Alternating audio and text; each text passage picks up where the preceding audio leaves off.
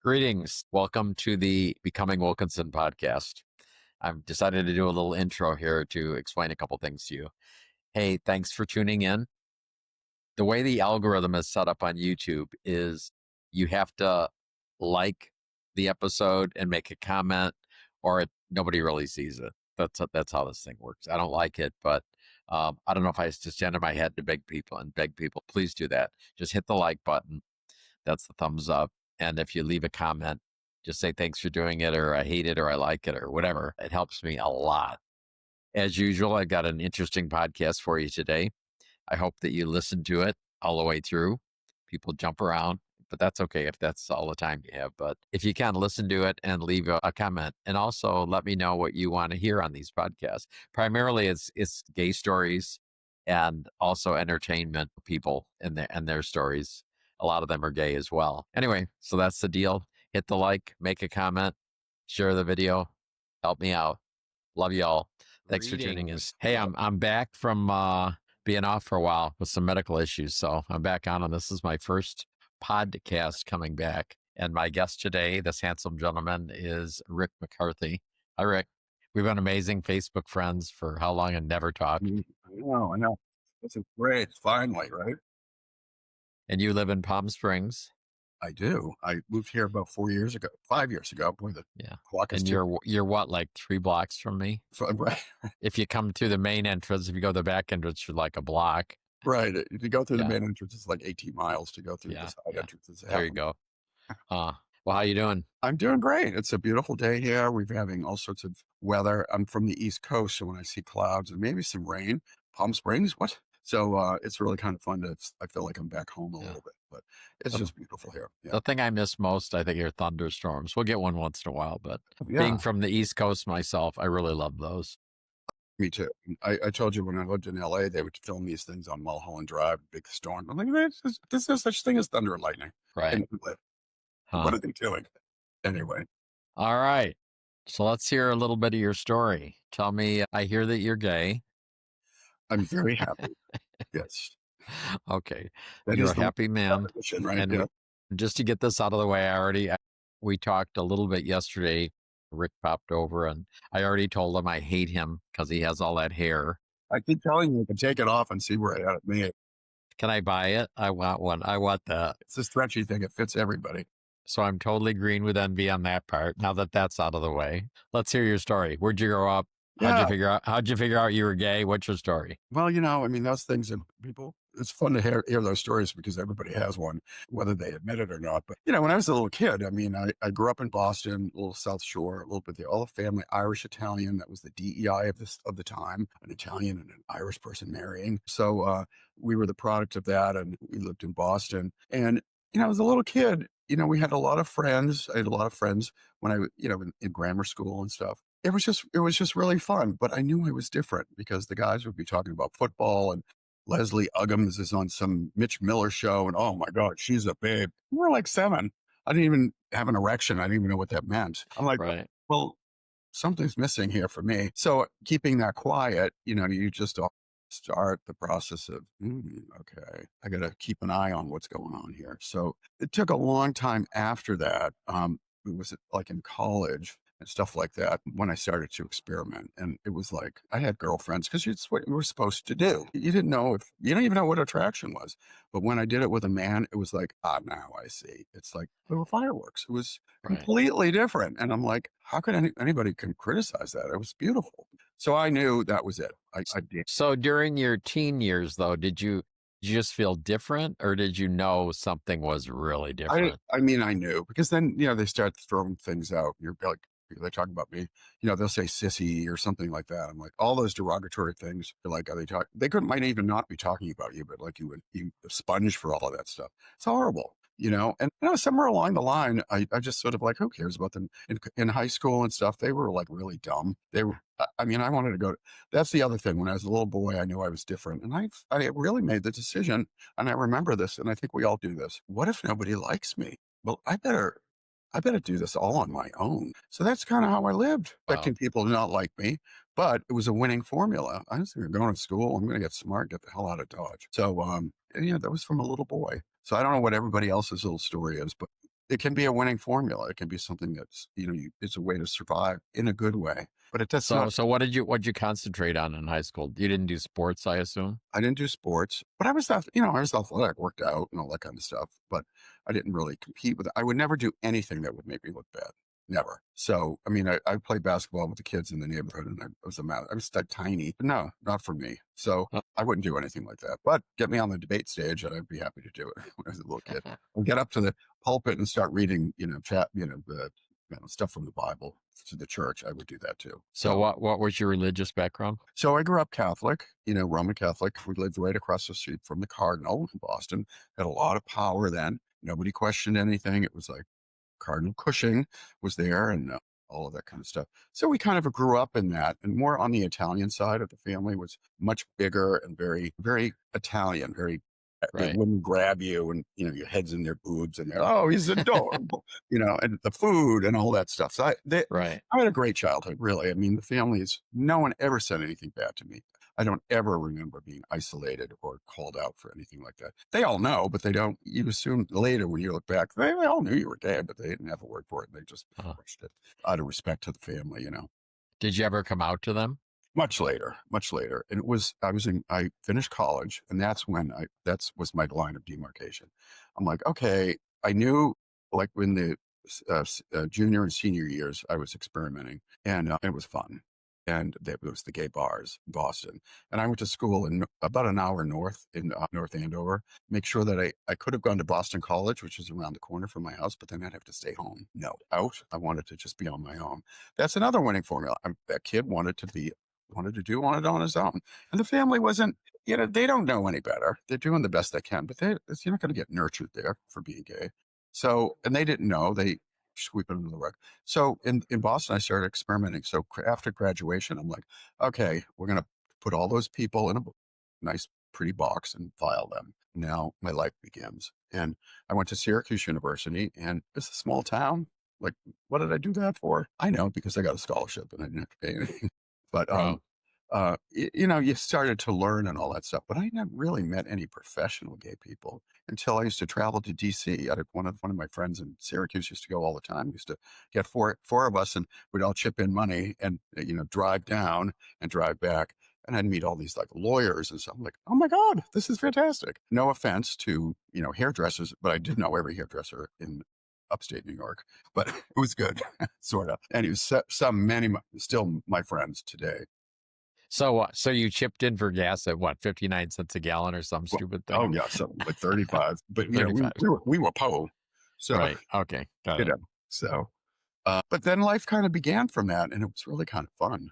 So there was this whole brain part of me that was, going to school and it was in a PhD program for chemistry. I mean, that's not cheap meat. And I didn't stay in that field, but I did as I went along. Graduate school was free because you taught and the tuition was remitted and I had a small salary. So that was fine. But it was like 2.5 years. And I'm just like, I got to get out of here. And when I started applying for jobs, I was going to like Port Arthur, Texas to work on Texaco and analyze oil from tankers. I'm like, oh, no, no, no. That's not going to work either. I need the bright lights, the Right. big city and all that. So I did move to DC and I worked as an environmental chemist for the EPA briefly, not that long. I didn't like that job either, but I had to jump in. But I loved DC. It was very social and fun and it was really good. I didn't really have any boyfriends. I didn't really know. I had one fellow that I really liked a lot. We had a couple of dates and it fizzled out. He was the first person ever to say to me, I know the bed thing like fizzled out, but I really like you. Can we just be friends? I was like, oh my God, no one's ever said that before. If you dated somebody, it didn't work. I was like, oh, I can never talk to you again. No, that opened the door to see something differently. We are best friends today. And we're both alive too, on top of it. Thank God. So things like that happen and you start, creating and pulling these people in your life all through the rest of your life. I'm so blessed to have some of that. And Well, so wait a minute. How long were you in DC? probably a year and a half. And then I moved to And New you York. never met any politicians on the down low? I did, and it's very strange to say. At that time, it was all very undercover, but there was a network of gay leadership there that they found kids like me coming through. They were educated, they were handsome or cute or whatever, and they were like trying to get them for They're rich people. And so there was the CEO of a big chemical company who wanted to keep somebody in DC. And when they come into town, maybe once a month for a day or two, you had to do whatever you had to do. So it's kind of like being a concubine or something like that. I was like, oh, that's just enough for me. So, I mean, I was able to make decisions for myself that without judgment, but like, that's not. Wait, did they propose that or did you try it No, out? no, they've said that we'd like for you to think this through. I'm like, I just can't do that. Wow.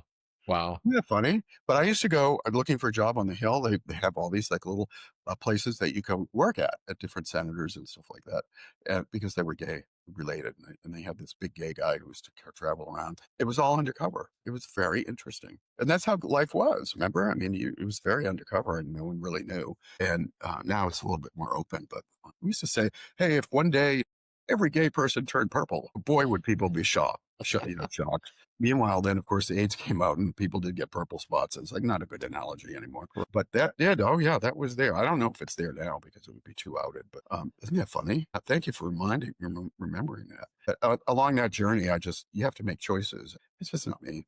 I'm that little boy who's got to make it on his own. That winning formula served me all those times. And then DC, and then New York came. I used to go. A bunch of friends from DC would go to New York on weekends and go to this bar, this disco called, what's the name of it? I'll think of it. But you had to get in with a gold card. And I always go as a guest of somebody. And it was like, I've never seen anything like it before in my life. And of course, there were recreational drugs. The most I've ever taken was an aspirin up until then, until I became gay. And Wow. I could hear my grandmother in the background, with all the girls in the family. Like if they had their periods and they took Midol, you're taking dope. Oh, brother. She was from the old country. I love Grandma Jenny. I just loved her to pieces. She loved me too. But anyway, so yeah, so that you start to experiment with that, with your friends. And there's this whole group of people that you're with all the time. And it's kind of really fun and insulated. Pre-AIDS, no clue. Getting your sexual. So I had the brain power going on, but no emotional. I have no experience on the emotional side of things because all I did was study and be in the closet. Now that's time to let that nurture. And so that process happened. And it's nice to do it at the same time. I always thought, like, if you met somebody when in high school, like if you had you're straight kids and like some girl dumped, your son, and the son's like moody and, oh, honey, don't you worry. There's other fish in the sea. You're going to be fine. That's what you need. You Right. need parents to like say, people just aren't straight. They're either gay. They could be multiple things. You need to embrace all of that and be ready to handle that and don't change it. It's like that's the way it is. Huh. Stop it. It's ridiculous. The reason they don't is because there's a lot of messaging and training and things like religion, all those things. They cause you to think there's something wrong with homosexuality and all that Right. stuff. And we have to unravel that for years and years and years because there's so Right. much shame. And once you go from the shame to the pride parade, it takes a long time. But the pride is you don't like gay. Whoa, well, you think you're better than me? No, no, no, no. So that's your problem. If you don't like gay people, it has nothing to Right. do with me. Not everybody's going to like you anyway. So I'm Right. not going to ask people to like me who I don't care about. If they Right. if they want to do bad things to gay people and stuff like that. If anything, I need to be on guard. But thank you for telling me. Now I know you're an enemy. And move on. There's plenty of people that do love you. When you look in that mirror, you got to love yourself. And once you do all of that, no one can hurt you because you know Right. who you are, Mm. and it's their problem, not yours. So that's the So in your storyline, are you past the point of coming out to your family? so that happened when I moved to where was it? I moved to Los Angeles. I was in New York, started my banking career there, and then they moved me to LA. And it was party boy kind of thing going on. And then they moved to LA, which was fun too, because it was a nice place to go. There's a big avenue of friends that would go back and forth. So I felt in part of that whole community. And I loved LA. And we lived there when I was a little boy, like in fifth and sixth grade. So I was preconditioned to it. I enjoyed it a lot. It was hopping. The only thing different, it's already in a suburb. So you don't really have to go through a bridge or a tunnel to get to go to Fire Island or to get Right. the, you're right there. You have a pool. You don't really need to go away. But Palm Right. Springs is like 2 hours away. So after during graduate school, my family came up to visit me. And I just remember I had pictures of my roommate at the time, fancied himself as some kind of ballerina or something like that. And we had a picture of him, a picture of me, but I have no interest in him that way. And my mother and my grandmother went shopping, and my father confronted me about those two pictures. And I said, I've been waiting for this conversation. I didn't know what was going to happen. I said, all right. Well, first of all, that's just a friend of mine. So just clear your head. Okay. There's nothing to do with anything. But okay, I'm gay. I've sort of discovered it a while ago. And I'm actually happy that I am because that's who I am. And he was crying, but he was so reconciliatory about it. Like, you're no less my son, all that stuff that you hear people say about. So it was very sweet. But then once I was outed by him, he told the whole family. So I'm like, wait a minute, what are you doing? And I didn't get a chance to tell people on my own, but like my mother had different reactions. She hid all my pictures in the house. It's like a moratorium. Everyone has, that's the other thing. Everybody has their own process. Right. So you have to let them have it and don't mean that they hate you. If they're related to you, they're going to find a way. You're going to come together on it, but it's not your problem. It's theirs. And they need to step up because they produced you and you're gay. Deal with it. Well, except for my brother, who I haven't talked to in 25 years. Well, that's another thing. Yeah. And it's Right. probably better, right? Because if you did talk to him, you get all this bad messaging. Sometimes you have to let that go. Right. Right. But you try a little bit. So that's my advice to. So she came home from shopping and he told her, or was it later? No, way later when they drove home and they got not around my grandmother. My mother was, she's not sophisticated enough. She doesn't understand these things. I was, well, neither do you. Right. Anyway, it's so funny. And I sent them a book on it. And my mother took it and hid it in a drawer somewhere, so never to be seen again. So my mother was like a closet gay, like no telling. But she had her process. My father passed away years later. I was in LA and my mother came to visit me, and I did a lot of work in San Francisco, and we traveled up there and stayed at the top of the mark. And we're going to have a lovely dinner here tonight. I'm just doing a business meeting. I'll be back. And when we had dinner, she said to me, "Oh, I know you're born that way." I got up. I said, "Thank you. It's all I needed to hear because it's true. Right. All it is. And you got it. Do you know how brilliant that is? I would like for you Right. to tell other parents the same thing. But thank you, thank you, thank you." We were besties after that, but still a little bit in the closet. But all her girlfriends, their kids went to school with me. And there was a gaggle of gays that were there. And one of them had AIDS. The mother was my mother's best friend. I said, "Did you talk to her and tell her you were the gay son?" I mean, I remember him. I'm so horrified that happened to him. She needs to be reconciled. She needs a hug or something. You need to let her know. She said, no, she didn't do anything like that. So everyone Really? has their own process. You can't criticize them and stuff. But it's just interesting how people will go to their grave with that data. Like it's something shameful. I am so fucking happy I'm gay. I would have been married, not self-actualized at all, doing the same thing. Blah, blah, blah. Not that there's anything wrong with that, but it forced me to see the world, and it forced me to get out of and learn. Fall, you get up, you dust yourself off. Those cuts and scabs and all that stuff is a tribute to your journey, and it's all about the journey. And I love talking to people about their journey. When I meet them, so let's have coffee and finding out how they got where they are. It's like, oh my Jesus, it's like Right. unbelievable. And then you have bond with these people. It's brilliant, it really is. People, it can be incredible about that stuff. And I'm so happy I have the ability to go for that for people to understand them if I like them a little bit. So And what was the next major thing that happened? well, I mean, then I started to have my career started getting going, and it's a banking career. A lot of gays in banking because they get to dress up, look good, and I got to travel. It was like fun. I'm a front office kind of guy. Like, Wait, you went from engineering to banking. right, right. It's chemistry to banking. Yeah. So can picture me on that Yeah, check. that's a typical Yeah. road most guys go on, I guess. Well, I guess there was a bank called Chemical Bank, so I used to say, "Oh, I work for them." Okay. But could you picture me like doing oil samples on the Texaco, line No. ship, and No. versus being all dressed up in a nice suit, calling on Apple? So I forgot what I was saying, where I was going with it, but what was the next best thing? Well, you were telling us about your career. Right. So that started to go well. And it was a very technical job. And I realized, well, you know what, really? And when you're going through this, just as a human, what do you want to do? I was the first to go to college. That little boy said, just you got to do it on your own. I was going to school. I just going to school. PhD sounds good to me. More so than what do I want to do with it? I mean, I don't want to be in a lab. I can do it, but I don't want to do that. I want to talk about it, get people excited about what the work is. So that's what I did. Okay. I mean, I basically solved people's problem with this technologies that we had to help them run their companies globally. And I was fascinated. So I was always learning and stuff. But with that, you're working with all these other professionals that were fun. I really became me. I just was myself. I wasn't like all bottled up and stuff. But I realized you have to create the space for people to come into your world.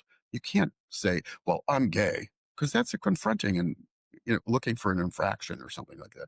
But if you're out there and person you're working with is like, oh, my husband and I went to go see you too, or something. I'm like, oh my God, my partner and I went to see that one.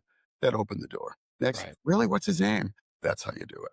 And all of a sudden, all these allies came into my life. If they didn't like it, well, good, thanks for telling me. I don't want you in there either. Right. Right. I try to explain to people. I just had my 72nd birthday last on Wednesday, and I took 20 people for dinner at this fabulous place in Palm Springs because I wanted to thank them for being in my life because they contribute to me in so many ways. But what I said to them, it's like a magnet. So it's like I have this ability to pull that energy. I see that in people and the goodness and the fun and lightheartedness and what they're Right. up to in life. But I also, the other side of the magnetic thing is the repelling. There's a lot of people you're going to meet. You got to be able to do a right turn or a left turn. They'll make some sweeping remark about a class of people and wipe them out. All of Palm Springs that, and oh, right turn. I don't want to be around any of that. So the Right. more you free yourself up from people who don't resonate the same way, you fill your life with all of that. And it's one life, my friend. Yep. You got to enjoy yourself as much as you can and be rewarded. To have all these people in my life, I'm blessed. I really am. And Well, my family, they all love me. They all know. It's like so old hat. Who do they go to when they need something or advice? They come to me, the gay one. So, and what do the gays do? They take care of their parents. I took care of my mother when she was sick. Happy to do it. It was a duty, but that's what we do. So remember, you have good qualities there, and don't ever shirk them. Like we step up. Well, I have a family. I have too many kids. That was your choice. What does that have to do with it? It's your mother, and you get your ass over here and help. right. But people do that. Well, I have a family. It doesn't get you off the hook. That was your Yeah. choice.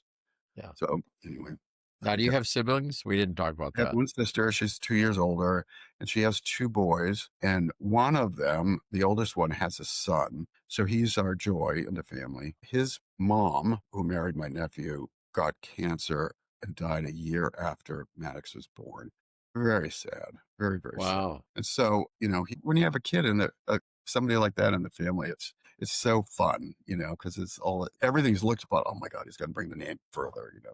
But the youngest nephew, Mark, is my godson, and he's so much fun. And his wife, he's like my executor, and he's just really fun. So I have a great family for all of that. Everybody's very accepting, and it's just all that stuff disappeared. So it's possible that that happens. Have you always been single or what? What's the story that way? Well, I tell you, interestingly, I'm kind of somebody to do better nesting with somebody. I really like that. I prefer that. And so I've always had boyfriends, maybe, and they didn't work out after X number of whatever. And when I lived in New York, I had two significant relationships that were 3 years each, and they both died of AIDS. Wow. So before there was tests, and it was the early '80s, and it was you're all everybody when we're going through that, not to paint a picture of gloom and doom, but it was scary. And nothing was written on it. We would look at the New York Times every day to find out all they talked about was Legionnaire's disease. Come on. 90-year-olds who got something respiratory from an air conditioner. What Right. if all the people ready to die from AIDS and not even touch it? We'd hear about people, wasn't in my circle, but it was somebody that was in the community from maybe a model or something like that. They died. They died of cat scratch disease. It was like all this silly stuff. But I remember going to a meeting with Matilda Krim. She was the doctor who was on the forefront of all of this at the Upper East Side Y, and we were all sitting there. And she goes, "This is the tip of the iceberg." We're like, "Oh my God!" It was going to go crazy, is what basically, and that's exactly what happened. Wow. It was very, very scary. And you could see people activating and going, well, we need to have a list of people that can say that they're positive or they're negative. It started already, in the community. '86, when there was a test, I wasn't surprised that I was positive because I had those relationships. And after that, it was about the haves and the have-nots. I'm not going to share my status with you, and there's no need for me to do that, especially if I'm not ever going to be intimate with you. So for several years, it was dysfunctional like that. I couldn't really date anybody. I did a couple of times, but one was really nice. When I told him I was positive, he came up and gave me a big hug. And oh my God, he's so empathetic, which it was nice to have. But some people I can't date you. I'm sorry, I can't take somebody. So you discovered that pretty early on Yeah. in the epidemic, right? Yeah. What I do want to say to people, we're not building the Hubble telescope here, folks. Life is life. We want to have nice relationships. We want to be honest and open, figure out how to make them work. So, and you have one life and you want to get the most of it as you can. Why reinvent the wheel? There are so many interesting programs out there, things that you can go to, seminars, and to become self-actualized around issues where you're stuck and things don't happen. And I'm like, why is this so complicated? A relationship? Everyone wants one. And then you read everything all you can on it, and next thing you know, it's like, okay, well, I did find one book that, through all of that, that really helped me a great deal because it came off as an authority around choosing people. But I had friends who did the So what forum. was the book? Well, it was called "Are You the One for Me?" And I think her name was Barbara D'Angelo. She was a radio, therapist, and Okay. she interviewed 30,000 people, and it's Whoa. watch the thing. It's like if they have these 10 fatal flaws, bye bye. It's not going to work. But they would say, "Why did you?" The work was about you, though. It's like, why did you choose them? We can all Right. diagnose the X's, but why did you choose them? So the work is like about you and why you choose. So there's a lot of work that goes into that, but and it's fun. It's written really well, but it is back in the day when they didn't have like any social media and stuff like that. So there were ads, like what write your want ad. I mean, the new kids today are like, what are you talking about? The girls, she's like, I want someone to treat me like a queen, blah, blah, blah. And then they say, okay, let's examine the last 3 relationships. Basically, let's rewrite it now. I want someone Right. to treat me like crap. I want them to walk all over me. I want them to discard me and ignore me. That's what they chose. That's what they got. So cut the shit. That's what you're basically getting. So at the end of the book, you get to relook at all these other things that you haven't thought about that are important to you, that you have the right to have. A simple, stupid little thing. I always felt I was judgmental on it. Is somebody had bad teeth? Like, oh, I'm feeling really judgmental about that. Fuck that. No way. They don't have the same hygiene as you. It's like, it's okay. Just say, again, right turn or left turn. Yeah, I'm not going to do anything with that. That's gross. So it's just stuff like that. That's a simple thing. But after that, I'm like, I want people in my life that are up to big things. What turns you on? What are you leaving on your tombstone, for Christ's sake? You have one shot at this. It's not just about you. Some people leave kids. Some people, they produce these other things. But I look for that. I like to see what they're doing, and they need to come 100%. None of this, they're 80% working on something. When you're done, let me know. No bruised barnyard animals for me. No fixing people. You can help with friends like that or coach them and stuff, but not for partner. They have to come in 100% at it. They're already self-actualized. And it's worked. And I've had a couple of long-term relationships. One was 18 years and the other one was 10. And the 10-year-old marriage, which I just got divorced 3 years ago, it was a lot of fun. But the last 3 years, we kind of grew apart. And there's a lot of, I could go into more reasons for it. But, at the end of the day, I sent out a message like, this isn't working. We've decided to split, and here's why. And we're in good shape. We're going to take this seriously. But here's what we need from our friends, and here's what we don't need from our friends. Like, if you hear gossip, shut it down, please. So when you send out the message, I always believe if you don't do that, the message will be filled up with gossip. So you Okay. have to be the person sending it. It's like marketing 101. You got to send out what's Right. happening. Be everyone gets it at the same time, so they understand about it. But at least they understand. And then, when you do that sort of thing, it's just very helpful about that. But at the very end, people would say, "Well, how long have you guys been together?" I said, 10 years. Somebody said, "Well, that's a good run," and I didn't know if I was insulted or if I really got that. But you know what? It is a good run. We think we've inherited this thing that you meet somebody for life. Where Right. did that come from? Came from some thing where they wanted the parents to stay together for the kid. Come on. 10 years is a good run, folks, and you can have a few of them. What I look for is being related. So you could be a partner or a lover or whatever. Well, we were that for 10 years, 3 of which weren't that good. It's more important to me to still be related. Like, why would you invalidate the first 7 years if you had a lot of fun? It's about being related. They're not your boyfriend anymore, but your family. I love that. I see it differently now, and it's a success. It's not a failure at Right. all. And I think it's important to understand that and move on. and do it right. Because people lick their wounds, and as long as you keep in touch with them, they're always there at the Christmas dinners. They're always there at the. That's the way it should be, I think. So that to me is success in relationships. So Wait, 10, so that means I've had 4 successes? I think so. Yeah, So I have even with 1 ex-wife and 3 ex-partners, so well, exactly. And we talked about the ex-wife. I don't know if she gave you a hard time. And I say to people, I'm going to say this again on the air because I feel bad for my friends who get married when they're not out because they live in a homophobic world. They're trying to do what they're supposed to do. Some of it's like hiding out a little bit because they can't face the music right yet. But ultimately, you're living in a homophobic world, and you're addressing that and facing off to that and trying to appease that. Well, the wife ends up getting plays victim, like, oh, just I dare I not know that. Well, you know what? I always say, well, how is it work living in a homophobic world for you? Don't give me this victim stuff. What are you going to do so other women don't go through this again? Sit there and complain. You both were victims of a homophobic world. So shut up and get over it and move on and make it better. No, seriously, I don't have any sympathy for people like that. You're bad and they're good. No, no, no, right, no. right. And you see how they are if they're doing victim. I hear so many wonderful stories about how the wives are. They see it, they understand it, and they're better off, and they're still related. That to me is a success, folks, and nothing to be ashamed of. We don't talk about it because we think it's not a success. We should be talking about it in that way. It's upbeat. It's very upbeat. How did you get to Palm Springs? Well, after I used to live in LA, as I said, for a little bit, and we'd come out on weekends, and 'cause it's 2 hours from LA. And we used to come out here, and I'm like, oh my God, this is so tacky. And you meet people, it's like, well, where are you from? It's like, well, I'm from Temecula. I'm like, well, where the hell is that? It's like the dairy capital. Right.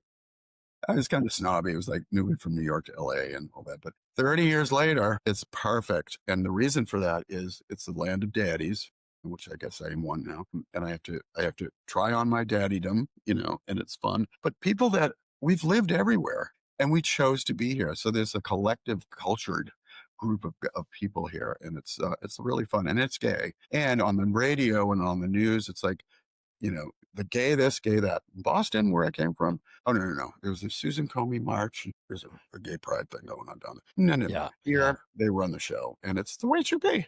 I do love it here, but yeah, it's really fun. And Cool. it's very easy, and the mountains are stunning. I mean, it's a desert, and it very contrasts from the rest of the world. You don't want to be here in the summer. It's 120 degrees. Well, So where do you go in the summer? well, when I lived in Boston, I had a place in Provincetown, which is 2 hours away, from Boston. Right. So I had that, and I'm like, I don't think I'm going to get rid of that. I'm gonna keep that, and it's been great. I go there in the summer for a few months, and I rented. If somebody's there all winter, So but you have something in P-Town? yeah, yeah, Cool. it's fun. It's a lot of fun, and I was very involved in the community there. So that's the other thing I wanted to say: get involved in your communities because if you move to a new place and you don't know anybody, find out all the organizations, these nonprofits that are out there, chipping away at people hating us and how we get to become more and more whole people. Those organizations are going to resonate for you. Find one, volunteer. You can Right. help at checking people in at their nonprofits. But what you will find is that you will learn all about what that organization does. You'll meet all these people that enjoy the same mission, and all of a sudden you're chock full of people and friends, and it just multiplies. And so I've had the luck of doing that. I got asked to be on this board in Boston. It's called GLAD Law, and it's Right. kind of like Lambda. Lambda does national, but New England had GLAD Law. And I was green. I didn't know what I was doing first when I got on the board. It took me 2 years to really figure out. But I had all the leadership skills and how to manage meetings and like I'm calling on CEOs of huge companies. So you know how to make sure the meeting is effective, bing, bang, boom, doing all that. But it was a front row seat to how all of this works. And what they Cool. do that's different is you can come to GLAD Law, and if it's never been touched before, they will turn it in, and it has legs, and they take that case. When they win, that law changes, and that's how gay marriage started. And Wow. they were on the forefront. They were the leader of marriage equality in the country. So I say, just get involved with those. You'll love it, and it's you're doing something, and you're meeting all these great people. So this was a law firm? Well, it's an organization, an LGBT, like not for profit, and it was there to protect us. And they're Okay. always working behind the scenes, doing stuff like that. So big deals and little ones. Like I told you, the little one would be like when HIV, when you'd be taking these drugs, there was protease inhibitors.